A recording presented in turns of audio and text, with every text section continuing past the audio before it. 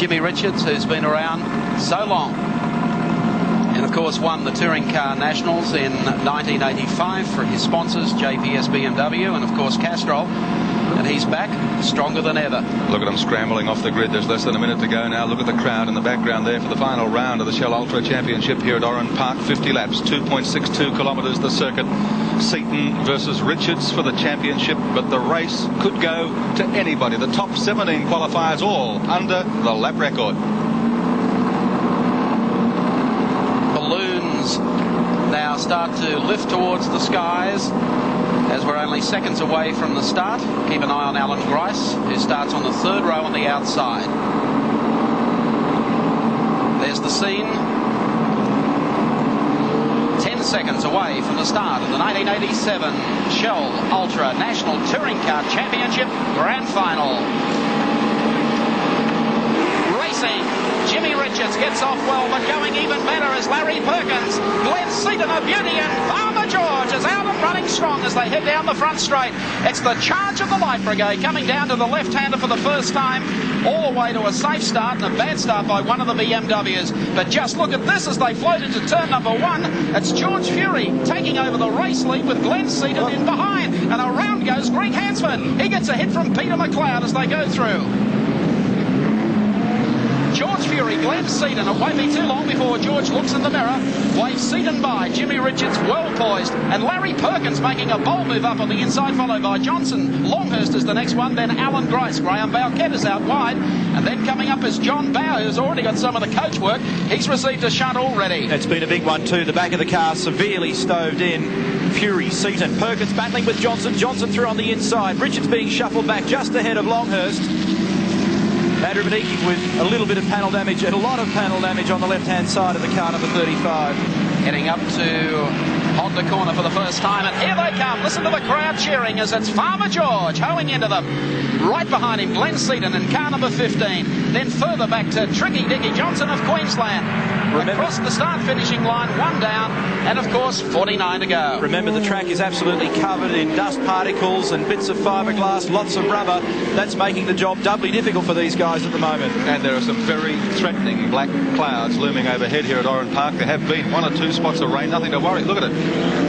If that cuts loose, this could turn into an unbelievable race here this afternoon. It will be that anyway, don't you worry. Don't you worry about that. They coast underneath the Yokohama Bridge. Johnson sitting back behind them, running in third. Fourth, of course, is Larry Perkins in the NZ Fluid Connectors Commodore. Then Jimmy Richards and Tony Longhurst. And John Bow coming up through the pack very quickly indeed as the 2 Nissan Skylines running for Peter Jackson Racing. Scorch off the Yokohama Bridge. And as we take race cam, of course, in Alan Grice's car, he's already working away. Coming down on the inside, there goes Tony Longhurst. He drops back 1 as Grice makes his move. Oh, gee, that was tremendous. Did you see the power of the Commodore there as he slipped underneath Longhurst through the corner? Longhurst now tagging onto his tail, but my goodness me. This is a frantic pace that Richards is setting up front, and he's giving the tow along, of course, to his partner, Glenn Seton.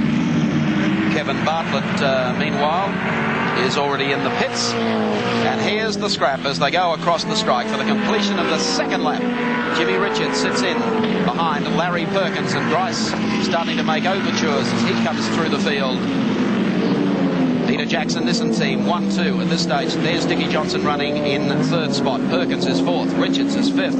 Alan Grice is in sixth spot as they go beneath the bridge down to the right-hander. Peter Brock is also moving up quite rapidly. He's in behind Alan Grice now. Then it's John Bow. And Jim Richards slips back on the inside of Larry Perkins. That takes him back to fourth spot. He sits in behind Jimmy Richards. And if he was looking for outside assistance from Tony Longhurst, well, of course, Tony is a little off the pace. He's been passed by Grice. So the game plan of both teams, I think, went a little astray in the first corner. If anything, it's come up trumps in favour of the Peter Jackson Nissan Skyline squad. Not only passed by Grice, he's been shuffled back by about another 3 cars since then. So something amiss with Longhurst's car. Look at this, Jay, all over the road.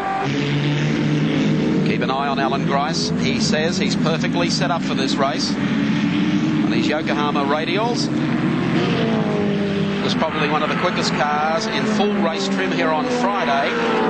He's been able to pass Larry Perkins and is now making a line on Jim Richards. Gricey's running the one and only set of Yokohama radial tyres on this car number 2 today, and Larry opted for the old faithful, the Pirelli, or should I say the Dunlop DO5 compound. And Peter Brock is the one in the Commodore at the moment who's looking perhaps the best of the three. Moving up on the other two, John Bowe behind him.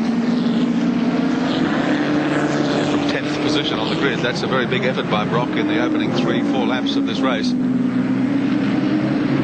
Commodores, of course, leave a little tail slide there out towards the concrete wall as they make their approach shot to the bridge. I think that may have been Steve Reed's Lansvale Smash Repairs Commodore up on the outside of the approach to the bridge as well.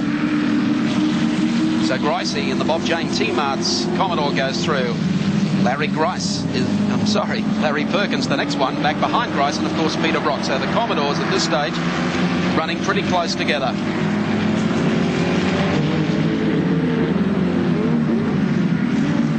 John Bowe having his first outing for the Peter Jackson Nissan team in the number 60 car. Little extraneous coach work hanging off there, including the bumper.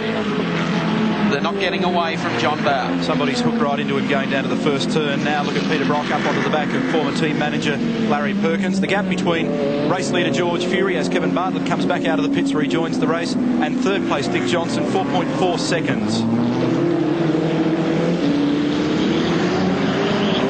Alf Grant's Commodore Dulux entry off to the side of the road as well, probably involved in that Greg Hansford skirmish on lap 1.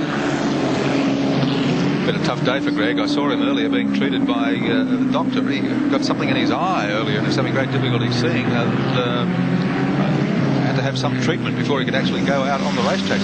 They gave him some treatment when he got out there, though. Yeah. Peter Brock goes through. And of course we take pictures, race cam from Glenn Seton's car as he follows team leader George Fury down into the left-hander at Castrol. Sweeping through here, I thought maybe Fury by now would have waved him through, but of course both running to team orders this afternoon. Jim Richards having his hands full at this stage, containing the rest of the drivers, and Dickie Johnson still running in third spot at the moment. Seton under no pressure in second place, though. I guess Fury, he and